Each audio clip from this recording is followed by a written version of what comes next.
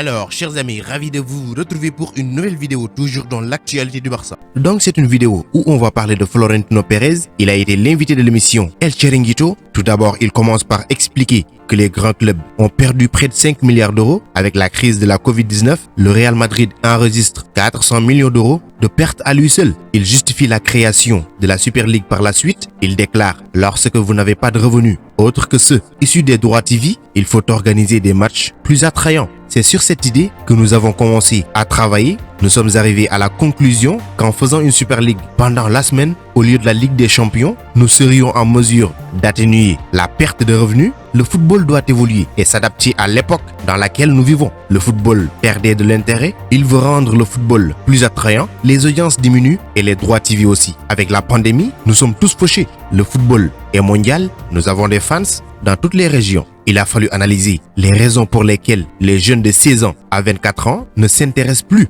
au football. Il y a beaucoup de matchs et peu d'intérêt. Le football doit s'adapter. Nous devons changer quelque chose pour rendre ce sport plus attrayant dans le monde entier. Tout ce que je fais, c'est pour le bien du football. Les clubs sont dans des moments critiques. Un Madrid-Manchester ou un Barcelone-Milan, c'est plus attractif qu'un match face à une équipe modeste de la Ligue des Champions, assure le président du Real Madrid. Ce n'est pas une ligue fermée, se défend-il. Ce n'est pas fermé. Ce n'est pas vrai. Nous croyons au mérite des équipes, qu'elles se battent pour être dignes de jouer une compétition comme celle-ci. Mais quand l'UEFA engage 120 ou 130 millions d'euros, nous en avons donné 400 millions. C'est pour les répartir entre les clubs. Oui, nous générons cet argent. Nous le faisons pour sauver le football en général. Détaille le président de la Super League. Il n'a pas aussi tardé à tacler la nouvelle version de la Ligue des Champions. Il déclare: l'UEFA a travaillé sur un autre format, celui qu'elle a présenté aujourd'hui. Premièrement, je ne le comprends pas. Personne ne le comprend. Il ne produit pas les revenus nécessaires pour sauver le football. Il dit aussi ne pas croire aux menaces de l'UEFA. Il déclare: les footballeurs peuvent être tranquilles. Cela n'arrivera pas. Ils ne seront pas sanctionnés en sélection. C'est la confusion de ceux qui contrôlent les monopoles. Bien sûr, l'UEFA est un monopole. Elle doit être transparente. Elle n'a pas une bonne image tout au long de l'histoire. Ils n'ont à menacer personne. Personne n'a rien fait de mal. Leur format, à notre avis, ne fonctionne pas. J'ai parlé avec toutes les ligues,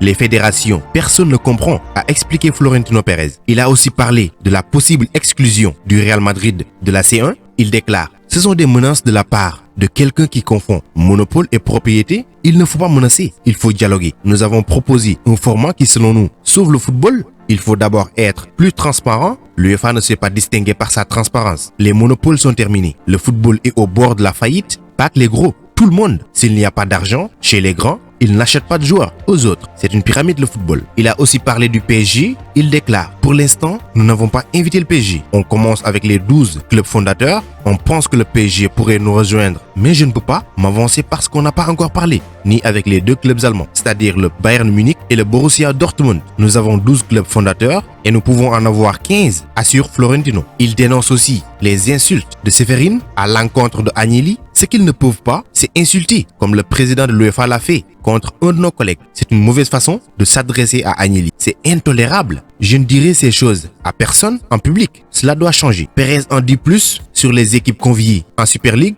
Il déclare: la méritocratie ne pas exister pour 50 équipes. Le Napoli ou l'AS Rome auront aussi le droit d'y participer. Si ce n'est pas une année, ça sera la prochaine. Mais ce qui amène de l'argent, ce sont les 15 clubs fixes qui jouent entre eux chaque semaine. C'est le plus grand spectacle, a-t-il expliqué. Nous allons sauver le football. Certains ont dit que c'est une compétition pour les riches, mais ce n'est pas vrai. C'est pour sauver le football, basé sur la solidarité. Quelqu'un a dit que les riches seront plus riches et les pauvres plus pauvres. Ce n'est pas le cas, nous allons sauver le football. On ne va pas laisser le football disparaître, a-t-il développé dans l'émission El Chiringuito. C'était hier nuit en Espagne. Donc après ces propos, on peut en tirer beaucoup de choses, mais la seule chose que je vais retenir, c'est l'argent, uniquement l'argent. Mais ça peut être d'un côté très bénéfique pour les clubs, sachant qu'un club comme le FC Barcelone, on le sait tous, ils sont dans des situations économiques très critiques. Donc avec l'argent généré par cette Super League, ça peut sauver d'un côté. Mais sportivement, est-ce que ça vaut le coup? Donnez-moi vos avis dans les commentaires. Donc c'était tout pour cette vidéo. Merci de l'avoir regardé jusqu'à sa fin. Continuez à vous abonner à la chaîne, mais n'oubliez pas d'activer la cloche de notification. Vous êtes les meilleurs. Ciao, à bientôt.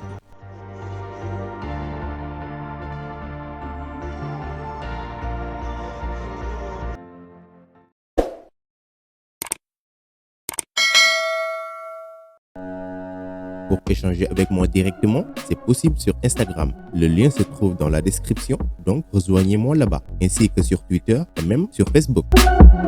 Thank you.